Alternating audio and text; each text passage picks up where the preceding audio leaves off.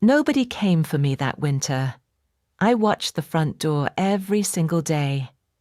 Each time it opened, my heart jumped for 1 second. Each time it closed again, I felt smaller inside. I was 4 years old when my parents left me at the rescue home. At least, that was what the workers told me. I do not remember everything clearly. Some memories feel soft and broken, like old paper in the rain. I remember my mother's yellow sweater. I remember holding a small rabbit toy. I remember crying because I did not want them to leave. Then I remember the door closing. The rescue home stood near the edge of a quiet town. The building was old, with pale walls and long windows that shook during storms. In winter, cold air came through the corners of the rooms. At night, many children cried in their beds. Some cried quietly. Some called for their mothers in their sleep. I stopped crying after a few months. People often said I was a good child. I stayed quiet. I folded my blanket every morning. I finished my food without complaint. I never caused trouble for the workers. But the truth was simple. I learned very early that quiet children disappointed people less. Every Sunday, families visited the rescue home. Some came to adopt children. Some brought gifts or snacks. The younger kids became excited from the morning. They brushed their hair carefully and wore clean clothes. Even the noisy boys tried to behave well. I did the same thing. I sat near the front window every Sunday afternoon. The window faced the front gate. From there, I could see every car that arrived. Each time I heard tires on the road, I lifted my head quickly. My chest filled with hope before my mind could stop it. Maybe this time, maybe today. But the cars never stopped for me. One Sunday, a little girl named Mia left with a new family. She was only 6 years old. Before leaving, she ran back into the bedroom to hug me tightly. "They said I can have my own room," she whispered excitedly, "and a pink lamp." I smiled at her. "That sounds nice."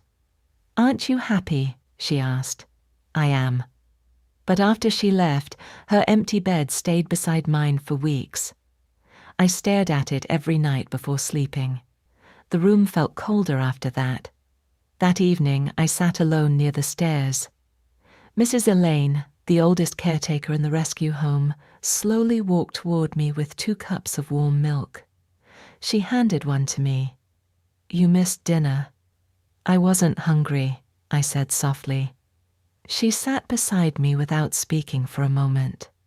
The lights above us made small buzzing sounds. Then I asked the question I carried inside me for years. Did my parents forget me? Mrs. Elaine looked down at her cup. Adults always became quiet after that question. Finally, she touched my hair gently and said, "Sometimes adults are lost too." I frowned. "But parents should stay." "Yes," she said quietly, "they should." Her answer stayed in my mind for a long time. That night, rain hit the windows hard. The younger children slept early, but I stayed awake in bed. I looked at the dark ceiling and listened to the storm outside. I tried to imagine my parents somewhere far away. Did they think about me? Did they remember my birthday? Did they ever feel sorry? My chest hurt every time I asked myself those questions. So little by little, I stopped asking them. Years passed slowly inside the rescue home. Children arrived, children left. Some found families quickly, some never did. I learned how to protect myself there. I learned not to expect too much. Hope felt dangerous because disappointment always followed it. So I built a small wall inside my heart. I laughed less, I trusted less. And every Sunday I still sat near the window, even when I told myself not to hope anymore. By the time I turned 13, people stopped calling me the quiet little girl. Now they called me independent. The words sounded nice, but it did not feel nice inside. Independent meant I did not ask for help. Independent meant I cleaned my own wounds. Independent meant I smiled and said, "I'm okay," even when I was not. At the rescue home, younger children still cried at night sometimes. I understood their pain, but I stayed away from them. I stayed away from almost everyone. Getting close to people felt dangerous, because people always left in the end. Every morning I woke up before the others. I folded my blanket, washed my face, and helped prepare breakfast in the kitchen. Mrs. Elaine trusted me with small jobs now. "You are responsible," she often said. I nodded politely each time, but responsibility was easier than feelings. School was not much different. I sat near the back of the classroom and avoided attention. Other girls talked about birthday parties, shopping trips, or family vacations during lunch break. I usually stayed quiet and listened. Sometimes they asked questions. "Do you know your real parents? Why didn't they keep you? Will you stay in the rescue home forever?" Most of them did not mean to hurt me. They were just curious. Still, every question felt like a small knife. So I learned how to protect myself with cold answers. "I don't care. It doesn't matter. I'm used to it." After some time, people stopped asking. One afternoon, our teacher told us to draw our future families for a class project. The room quickly filled with laughter and excited voices. One girl drew 3 children and a dog. Another girl drew herself beside a tall man in a business suit. I stared at my blank paper for a long time. Then I quietly drew a small house with only one person inside, me. When the teacher walked past my desk, she stopped for a moment. "Only one person?" she asked gently. I forced a small smile. "It's enough." But deep inside, the drawing made me feel empty. That evening, heavy rain covered the town. Water ran down the windows like tears. Most children stayed inside the playroom, but I sat alone near the back stairs with a book on my lap. I was not really reading. I just wanted to avoid people. Then I heard footsteps. A woman stood at the end of the hallway holding a wet umbrella. She looked young, maybe in her late 20s. Her dark hair was tied back loosely, and raindrops still clung to her coat. She smiled when she saw me. "You must be Lily," she said. I looked up carefully. "Who are you?" "My name is Anna. I'm a new volunteer here." I gave a small nod and looked back at my book. Most volunteers did not stay long. Some visited for a few weeks because they wanted experience. Some took photos with children and posted them online. Others spoke kindly but disappeared soon after. I stopped trusting temporary people years ago. Anna sat down on the stairs beside me anyway. "What are you reading?" she asked. I showed her the cover without much interest. She smiled. "I loved this story when I was your age."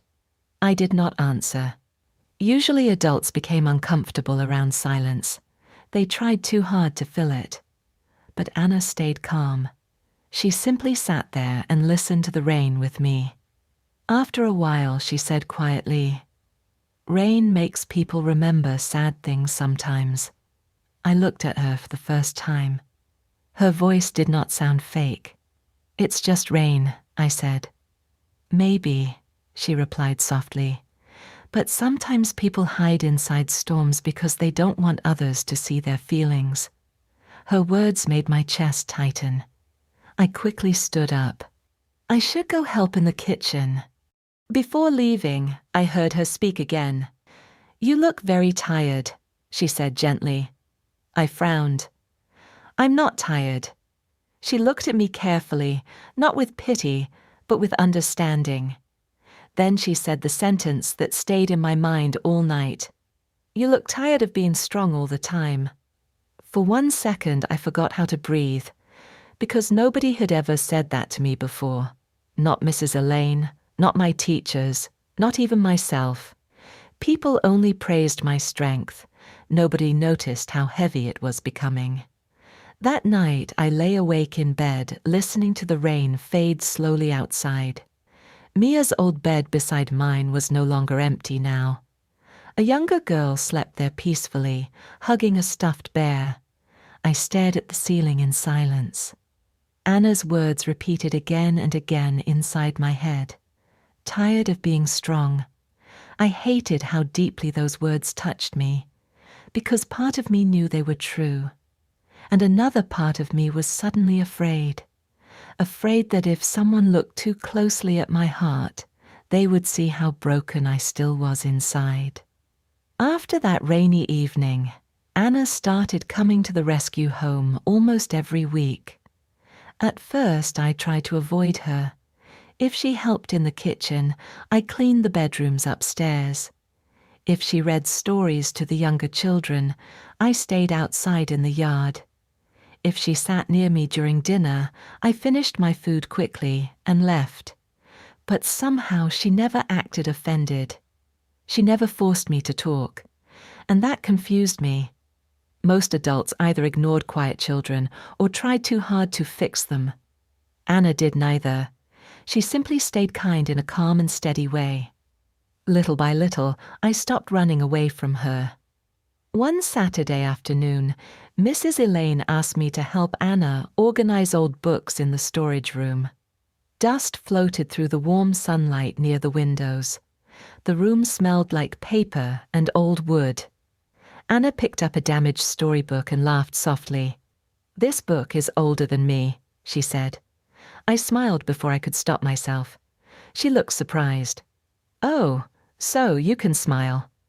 I quickly looked away. It was not funny. "It absolutely was," she said with a grin.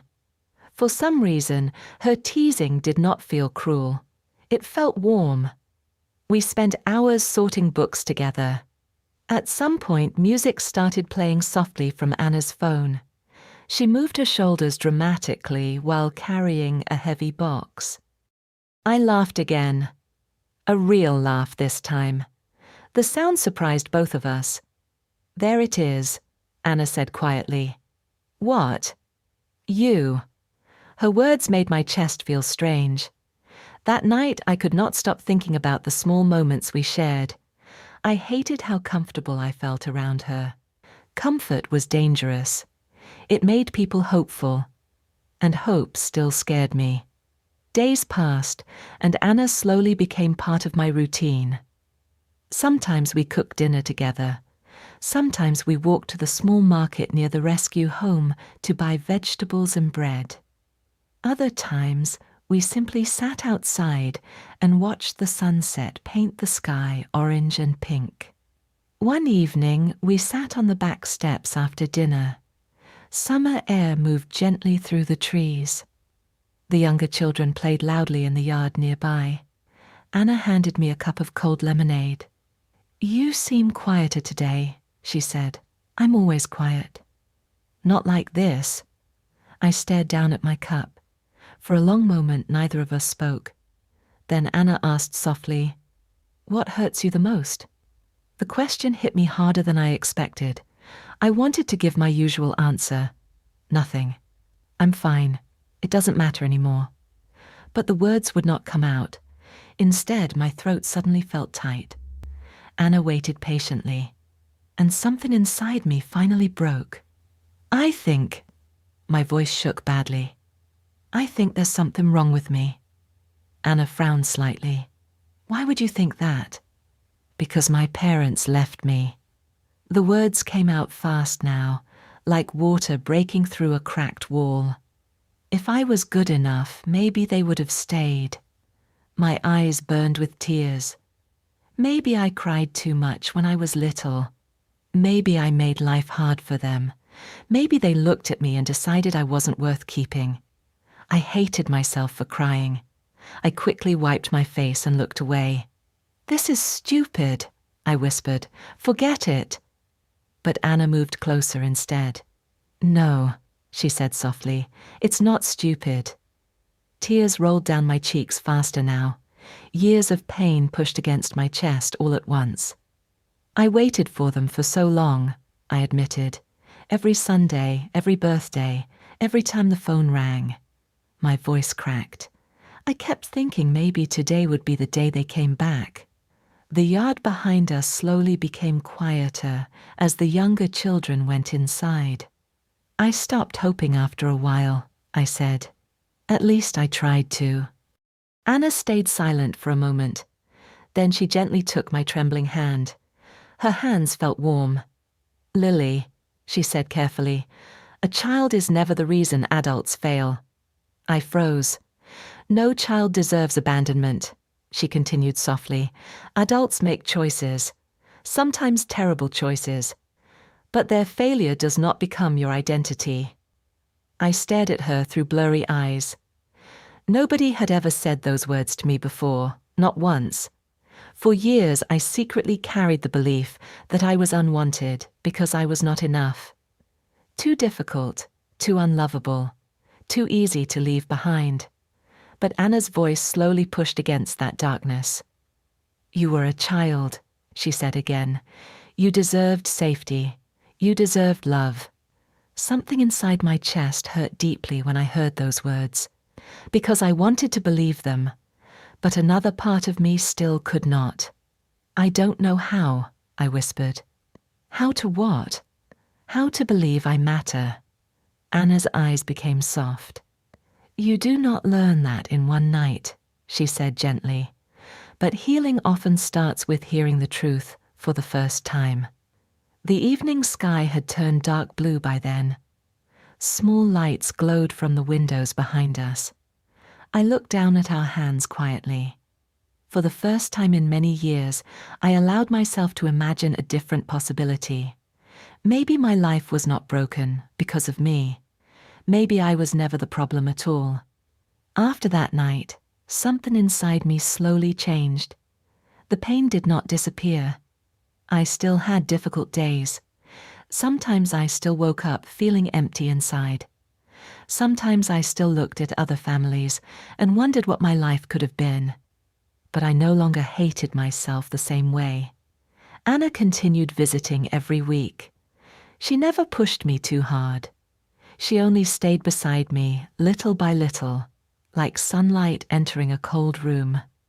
One afternoon, Mrs. Elaine asked me to help care for a new child at the rescue home. She arrived this morning, she said quietly. She has not spoken to anyone yet.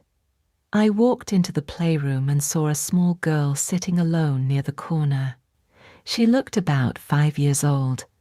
A tiny backpack rested beside her feet, and she held it tightly against her chest. She looked exactly how I used to look, afraid, quiet, waiting. I sat down beside her carefully. My name is Lily, I said softly. She did not answer. That's okay, I told her. You don't have to talk yet. For a long moment, we simply sat together in silence. Then I noticed tears slowly falling down her face. My mum said she would come back, she whispered suddenly, but she didn't. Her words hit my heart so hard that I almost cried too. I understood that pain better than anyone. Carefully, I moved a little closer to her. When I was little, I said softly, I waited for someone too. She looked at me with red, frightened eyes. Did they come back? She asked. For 1 second I could not speak. Then I gently shook my head. The little girl lowered her face immediately, like her whole world had become darker. But I softly held her small hand. Listen to me, I said carefully. What happened was not your fault. She stared at me quietly. You are still important, I continued. You are still worthy of love. As I spoke those words, I suddenly realized something. Years ago, I needed someone to say those exact things to me. And now I was saying them to someone else. That evening, after the younger children fell asleep, I sat outside alone under the quiet night sky. Warm wind moved through the trees, and soft light glowed from the rescue home windows behind me. Anna came outside and sat beside me. You look peaceful tonight, she said. I smiled softly. I think I understand something now, I told her. What is it? I looked back toward the building. I cannot change my childhood, I said quietly. But maybe I can become the person I once needed. Anna's eyes filled with warmth. And for the first time in my life, the empty space inside my heart did not feel quite so empty anymore. Because healing did not come from waiting for the people who left. It came from finally learning that I was still worthy of love after they were gone.